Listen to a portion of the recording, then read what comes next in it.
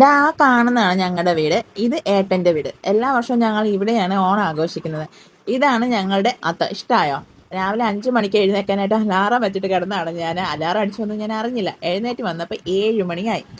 മാമൻ രാവിലെ തന്നെ കാപ്പൂടിയൊക്കെ കഴിഞ്ഞിട്ട് പത്രം വായിച്ചുകൊണ്ടിരിപ്പുണ്ട്. ആദ്യം അവിടെ ഇരുന്ന് ഫ്രണ്ടിനെ ഫോൺ വിളിക്കുകയാണ്. എന്തിനാണെന്നറിയാമോ? അമ്പലപ്പുഴ അമ്പലത്തിൽ തൊഴാൻ പോകാനായിട്ട്. കൂളിംഗ് ഗ്ലാസ്സും ഒക്കെ വെച്ച് പോയിട്ടുണ്ട്. എന്താകുമോ എന്തോ. അങ്ങനെ ടാറ്റ ബൈ ബൈ ഒക്കെ പറഞ്ഞ് ആദ്യം പോയി. ആരതി ഏട്ടത്തി ഏട്ടനും കൂടി അമ്പലത്തിലോട്ട് പോകാനായിട്ട് ഇറങ്ങുവാണ്. അപ്പോഴേക്കും ശ്യാമേട്ടനും കൃഷിയും കൂടെ വന്നു, തൊഴുതിട്ട് വന്നു. കൃഷിന്റെ ഓണക്കോടിയാണ് കേട്ടോ അത്. ഏട്ടനും ഏട്ടത്തെയും കൂടെ എടുത്തു കൊടുത്തതാണ്. കോഫി ബ്രൗൺ കളറിൽ ഷർട്ട് വേണമെന്ന് പറഞ്ഞിട്ട് എടുത്തു കൊടുത്തതാണ്.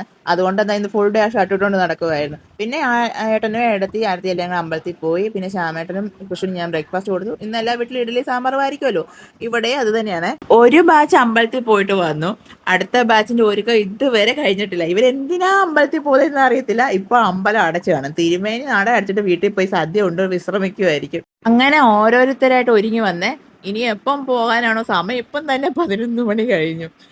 ഇന്ദു വന്നപ്പോൾ മുല്ലപ്പൂക്കെ വാങ്ങിച്ചുകൊണ്ട് വന്നായിരുന്നു. അതെല്ലാം പിന്നെ ഡിവൈഡ് ചെയ്തുകൊണ്ടിരിക്കുകയാണ് അവരെല്ലാം. ഓണം ആയെങ്കിൽ പിന്നെ ഫോട്ടോഷൂട്ട് മസ്റ്റ് ആണല്ലോ. ഇതാണ് ഇവിടുത്തെ കുട്ടിപ്പട്ടാളം. അമ്പലപ്പുഴ ടീം ഒഴികെ ബാക്കി എല്ലാവരും ഉണ്ട്. പിന്നെ ശ്യാമേട്ടനും ചേട്ടനും അനിയനും എല്ലാവരും കൂടെ ഒരു ഫോട്ടോ എടുത്തു. പിന്നെ അമ്മയുടെ അടുത്ത് പോയിരുന്നു. അമ്മ കുറച്ച് നാളായിട്ട് വയ്യാണ്ടിരിക്കുകയാണ്. പിന്നെ അമ്മയുടെ അടുത്ത് പോയിരുന്നു കുറച്ച് ഫോട്ടോസൊക്കെ എടുത്ത്. പിന്നെ അത് കഴിഞ്ഞിട്ട് നമ്മുടെ അമ്പലം ടീംസിനെ പറഞ്ഞു വിട്ടു. കുറച്ച് കഴിഞ്ഞപ്പോൾ പിന്നെ അഞ്ചു വന്നു. അഞ്ചും ഏടത്തിയും കൂടാണ് പായസത്തിൻ്റെ കാര്യം നോക്കി കേട്ടോ. ഇന്ന് പരിപ്പ് പായസമാണ് വെച്ചത്. ഇതാണ് നമ്മുടെ വിഭവസമൃദ്ധമായ ഓണസദ്യ. ഇതെല്ലാം ഉണ്ടാക്കിയത് ഏടത്തിയാണ്.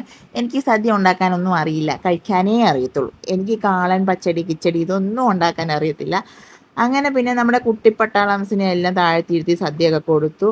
പിന്നെ നമ്മളെ പോലെയുള്ള 90s കിഡ്സ് ഒക്കെ താഴെ ഇരുന്ന് എഴുന്നേക്കാൻ ഇനി JCB വിളിക്കേണ്ടി വരും. പിന്നെ ഞങ്ങൾ എല്ലാവരും ടേബിളിൽ ഇരുന്നാണ് സദ്യ കഴിച്ചത്. ശ്യാമേട്ടനാണെങ്കിൽ വേറെ ഗത്യന്തരമില്ലാതെയാണ് സദ്യ കഴിക്കുന്നത്. ഒരു കല്യാണത്തിന് പോയാൽ പോലും സദ്യ കഴിക്കാതെ വീട്ടിൽ വന്ന് ചോറുണ്ടെന്നാണ് ആള്.